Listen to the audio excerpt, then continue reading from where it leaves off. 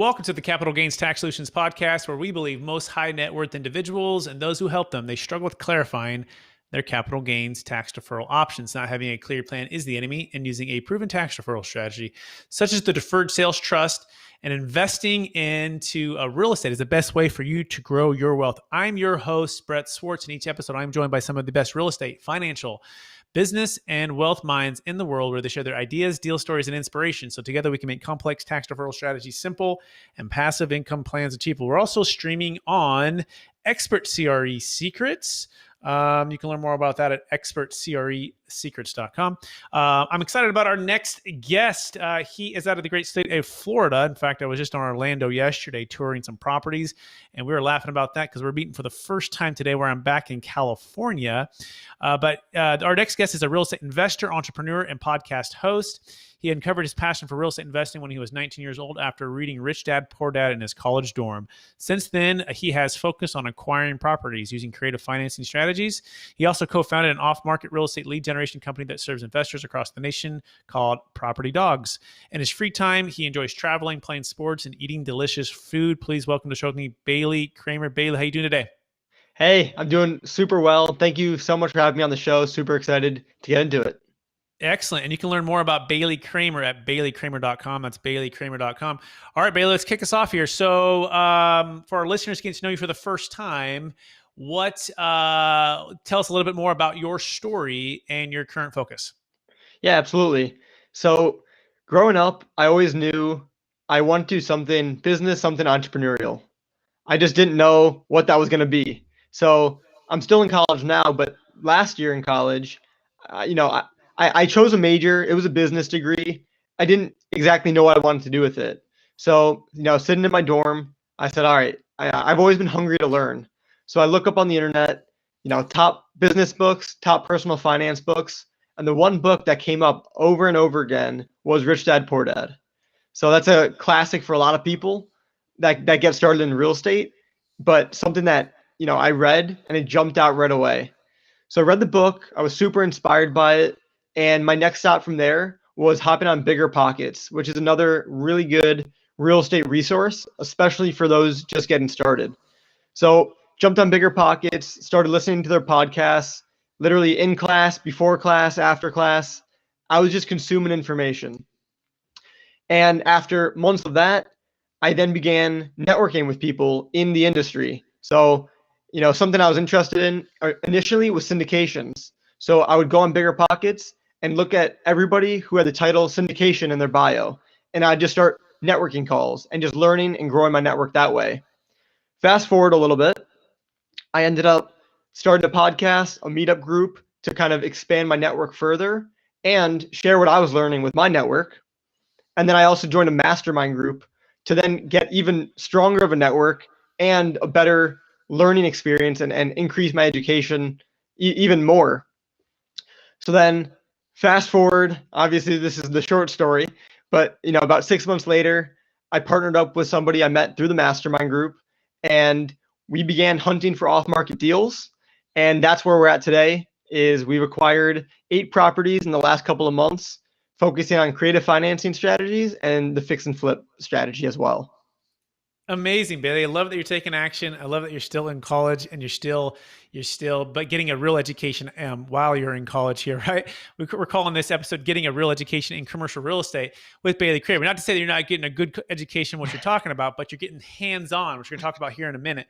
That being said, Bailey, before we go there, I believe we've all been given certain gifts in this life, and these gifts have been given to us to be a blessing and help to others. So I want you to go back to maybe the freshman year, your high school days, maybe the junior high days. And I want you to focus maybe on a strength or gift that you believe you were given. And what is that gift or two, and how does that help how you help and bless people today? Yeah, definitely. I think one of the biggest gifts that I've been given is, and I think one of my biggest strengths as well, is being able to take a situation that I've gone through, or also looking at other people's situations and taking what I really like and what I would want for me out of that situation, and then looking at what the negatives or something that I don't really like about that situation is, and kind of removing it from my life, or trying to avoid it going forward. So for example, growing up, there were certain things that I loved. There were certain things that, maybe when I have a family, I would do differently. So I loved support. They've always been supportive of me. I've always had their support. They were always there for me. The one thing that maybe I would change, and this is kind of what drove me towards entrepreneurship and then real estate, was I wanted to be in control of my time. So, being able to have my own business, although of course it's a ton of work on the front end, but being able to build those systems, whereas, when I have a family down the road, I'll have more time freedom. And that's something that I really seeked out. So kind of, I guess the power of being able to look at a situation and seeing what you like about it and being able to actually implement that in your life. And then things that, you wish you could change is get a head start on that earlier, sooner than later. That way you'll have a better chance for success. Yeah, I love it. That's great. Those are good. Those are great gifts, right? Learning from others' mistakes, but also learning from others' successes, gleaning the wisdom from it, and then taking action. Is that a fair summary? Bit accurate, very accurate. Okay, awesome. So let's talk about those 8 deals. This is really cool. Or even before we get there, I want to dive into, again, the play on words here, getting a real education in commercial real estate, right? So you're studying, you're in your dorm room, you're reading the Rich Dad Poor Dad, you get excited. You're like, oh my gosh, bigger pockets, tons of wisdom, actual people doing deals. And so you start taking action, right? And you get educated, you get in the masterminds, you just keep growing and learning. And so tell us about that first property that you did. What was the deal? What was it like? And what was the biggest thing you had to overcome? Yeah, absolutely. Great question. So that first deal was actually back in February of this year. My partner and I bought a property. Our plan is and was to fix and flip it. So kind of how the deal looked was the property was, I forgot the purchase price on it. We raised, actually, yeah, it was, so we bought it for 85,000. We're putting 30,000 into it, and we're looking to sell it for around 170. So those are kind of just the numbers on the broad scope of things. So then how the actual deal came about, like I mentioned before, all of our deals, except actually one, have come off market. So, there's tons of different ways we get into the, off market world of things. That's a whole nother conversation. But we found a deal off market, and it was a super motivated seller. The property was vacant, and he just wanted cash and to move on with his life, with the property. So we were able to raise funds for the full purchase price because we bought the place cash, and then we are able to raise money as well through the mastermind group for the rehab cost. So that was that. That was kind of just the front end of the deal. Having those, obviously the capital, super important on the front end, especially when you're buying a place cash and you're going to fix it up. You need capital. So we had those boxes checked. And again, those were through networking, through the mastermind. And then I would say the biggest challenge with this one, but also the biggest learning experience, was actually putting in some sweat equity and doing some of the work ourselves. So we did a few things ourselves on this project. The most challenging, also the biggest learning for myself, was we actually put insulation, in the walls, the pink foam. We spent a good full day and a half doing that throughout the whole house, and huge learning experience. I'm not gonna lie, the inspector came the next day. We were there for inspection. Inspector was like, "Yeah, this is not gonna cut it. This is just not up to code, basically." So just kind of having that learning experience of, and luckily he kind of walked us through, and you did this, instead do this. So we had a big learning experience from that. And then also at the same time is we had the drywall, our drywall guy scheduled for not the next day, but the following day. So 2 days later. So it was a super crunch time because we had someone scheduled. If we didn't have the installation done and that checked off, we wouldn't have been able to. We'd have to push the drywaller back, which pushes everything back. So huge learning experience and just put in that sweat equity. That's awesome. I absolutely love that. You took action, you raised the funds, you bought it cash, and used your mastermind or worked with your mastermind to raise the rest for the rehab. And then you actually got hands on. One of my first deals that I bought, same thing. Like we were literally like, pounding walls with hammers to like break down a wall and redo the flooring, redo the countertops, redo the bathrooms. But there's nothing like actually doing it yourself to A, appreciate it, and then B, be able to know what to look for in the future, or even in those pitfalls, or that, like you're saying, Right. giving yourself enough time in between the drywaller coming in versus getting the to code, get it all checked off. So that is cool. All right, so you're getting a real education there. Now compare that to sitting in a classroom and your professor, not that they're doing this, not doing this, or even a webinar and someone's just telling you about it. How is doing it yourself, maybe it's pretty obvious, getting a real education versus just hearing somebody talk about it?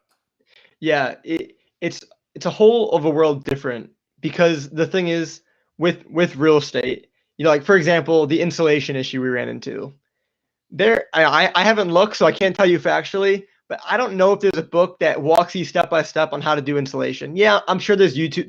I guarantee there's YouTube videos. I guarantee there's people we could have asked. But as far as a webinar or a book or a podcast, no one's really walking you through how to do the insulation. Especially sitting in a classroom, you're definitely not going to learn that. But what I would like to say is, the webinars, the podcasts, the books are super important to have that base foundation.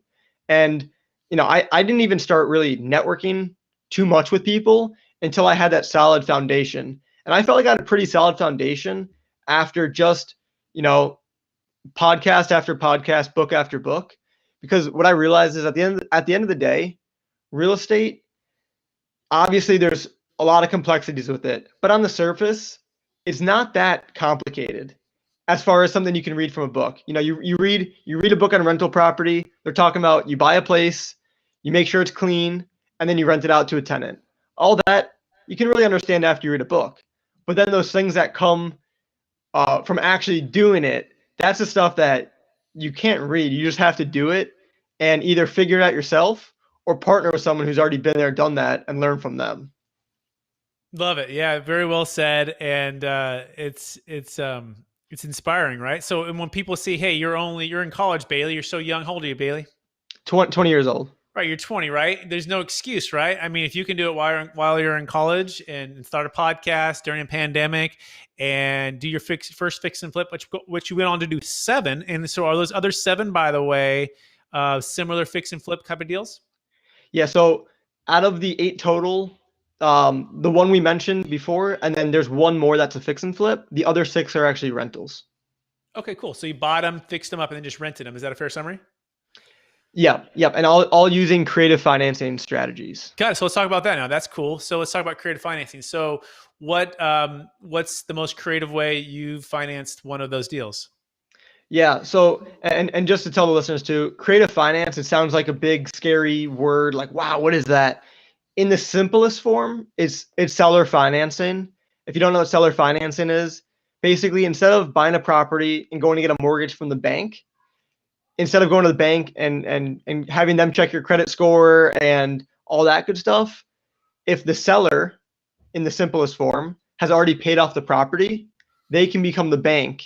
And instead of you going to the bank, getting a loan, and going through that process, the actual seller becomes basically your bank. You can give them a down payment and you can pay them monthly. So that's just kind of how it works in the broad sense.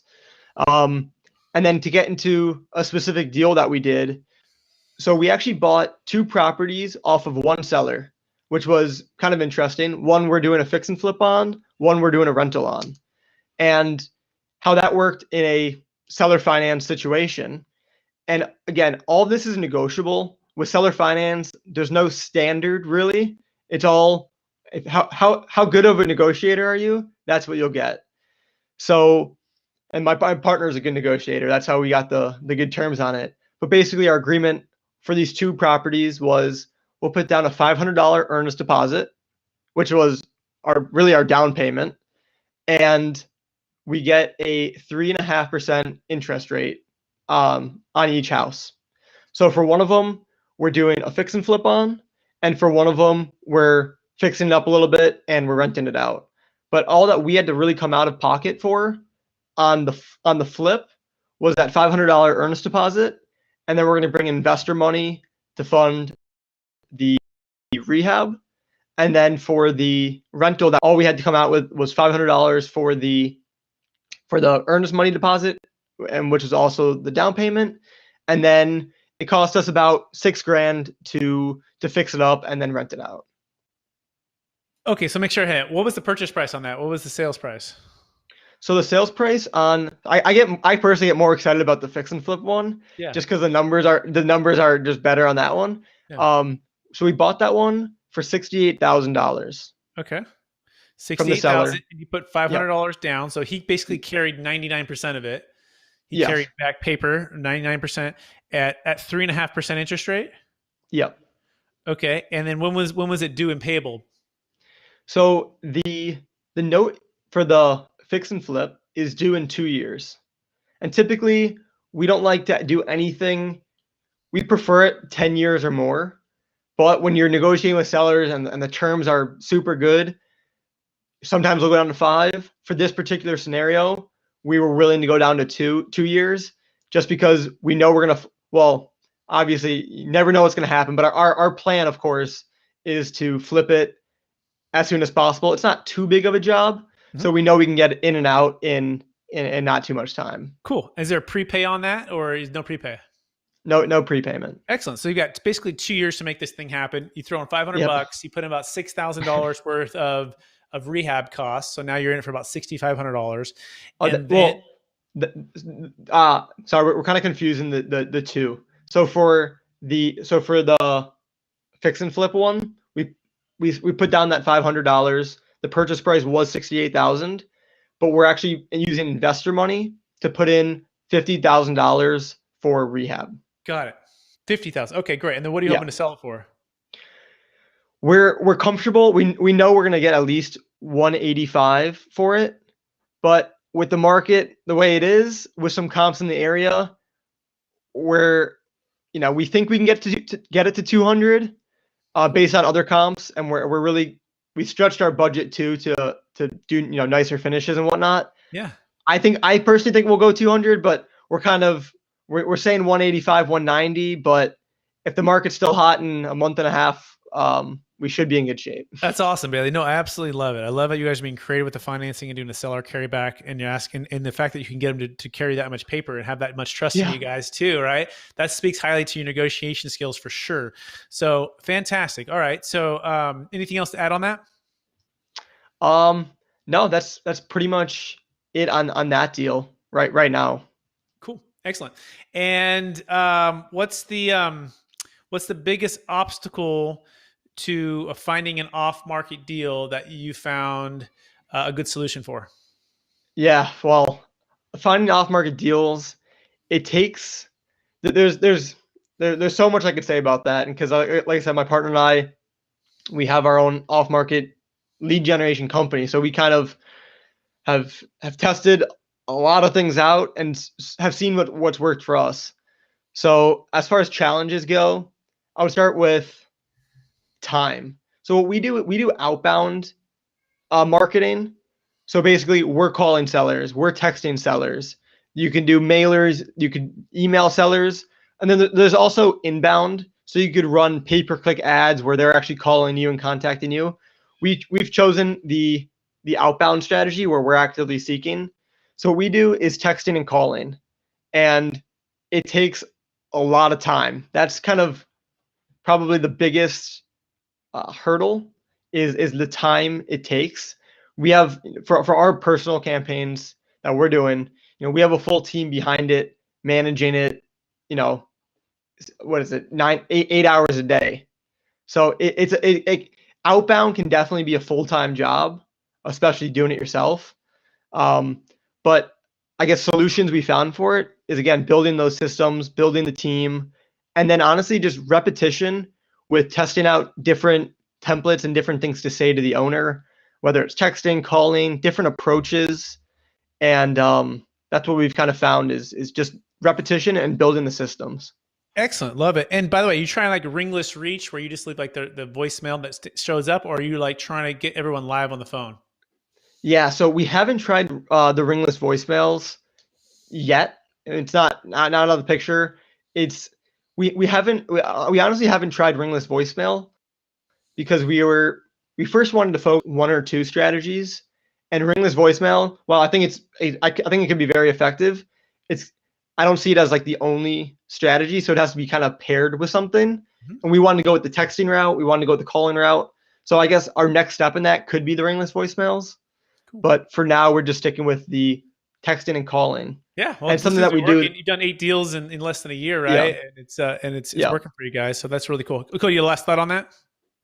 yeah. I was gonna say, we're not actually doing cold calling. Just want to Hmm. make a point there. We're basically using the text to warm up the seller, to introduce ourselves, to get them, comfortable and knowing that they're gonna receive a call, and then we're using the call to get that, build rapport, talk to them over the phone because no one's selling. Well, first of all, no one's closing a deal over text. You're probably not, from my experience, you're not going to close a deal on the phone, but that's just a stepping stone to get them in person and to then go from there. Makes perfect sense. Absolutely love it. That being said, Bailey, are you ready for the lightning round? Let's do it. All right. Knowing what you know now, if you go back to your, let's call it your 16-year-old self, what's the one golden nugget you'd make sure you tell yourself to do? Yeah, if I was 16 years old, I would definitely read Rich Dad Poor Dad then. I would definitely just start getting more educated about, finances, reading the books, listening to the podcasts. I would just shift my learning a little bit earlier, 16 years old. Cool. Excellent. And what's the one book besides Rich Dad Poor Dad that you would recommend or gift to somebody this year? Yeah, The Miracle Morning by Hal Elrod. Basically all about jumpstarting your day and all about just crushing it in the morning and how that kind of snowballs for the rest of your day. Yep, I love that book. I highly recommend that too. Next question: what's the one maybe leadership quote or theme that you strive to live by? Wow, leadership quote or theme. I like to lead. Well, quote. Yeah, there's a lot of quotes I like. I actually have a lot hanging on the wall. One that I'm looking at right now is, "You can never attain greatness following the opinions of the majority." So, just being creating your own thoughts, being around people that have those strong thoughts, and not just kind of following the crowd. And I think that's kind of what entrepreneurship, and I think it's important in real estate too, is you can't just be laying back, just hearing what everyone else is doing and then react. And you really got to be on the forefront and be the one making the action. Love it. Next question is this: what are you most curious about right now? Something I'm most curious about, something I've always wanted to get into since I've kind of started learning about real estate, is Airbnb. So that's something that I'm curious about learning more about. I know that there's tons of different nuances to it as compared to just a long-term rental. So that's something I'm learning about slowly and something I'm curious about. Excellent. Next question: what's your biggest frustration with capital gains tax deferral and or the 1031 exchange? Yeah, I think the biggest frustration, and I haven't done a 1031 exchange just yet, but something that's kind of, I'm always like, that's kind of interesting, is the timeline restrictions that you have to actually do the 1031 exchange. That's something that is frustrating, and I sometimes see myself saying, you know, if I sell this property and then kind of just seeing where the markets keep kind of fluctuating, just thinking, wow, that's probably going to be a frustrating, or something I need to really get on about. Yeah, we call it the shotgun wedding, right? You got to get engaged in 45 days, married within 180, and then you're running around maybe making bad decisions and overpaying for property because that time is squeezing you, and that pressure of that Yeah. tax. We actually have a solution for that. It's called a Deferred Sales Trust. It can save a failed 1031 exchange. In fact, we just did a deal in Georgia. It was a 128 unit multifamily complex. We saved this failed 1031 exchange, and then he was able to move it into the funds, invest it with some passive syndicators like Ashcroft Capital, Joe Fairless, and a few others. And so it's a powerful ways to raise capital as well as a powerful way to defer capital gains tax. You can learn more about that at capitalgainstaxsolutions.com. That's capitalgainstaxsolutions.com. All right, so our last question is this, Bailey. After helping people with investing with your partners and and 20 years on this world and learning about real estate. How do you stay centered in your values, and how do you stay encouraged to reach for new heights? I heard centered on values. What was the second part of that question? And then how do you stay encouraged to reach for new goals or new heights? Got it. Yeah, I mean, centered in values and always reaching new goals. I think that comes with my number one value, and something that is most important to me is my family. So they're always motivating me, number one, but also just having more of a reason. It's not just for me. It's not just for the money. There's more pieces involved, and the family is probably the biggest motivator and something that I'm working towards. Because like I was saying before, having that time freedom is something that I know is possible, and something that I want not just for me but also for my family. So that's something huge that keeps me going every single day. Love it. We've been talking with Bailey Kramer, talking about getting a real education in commercial real estate. He's getting a great education. Was it the University of Florida, or which one was it?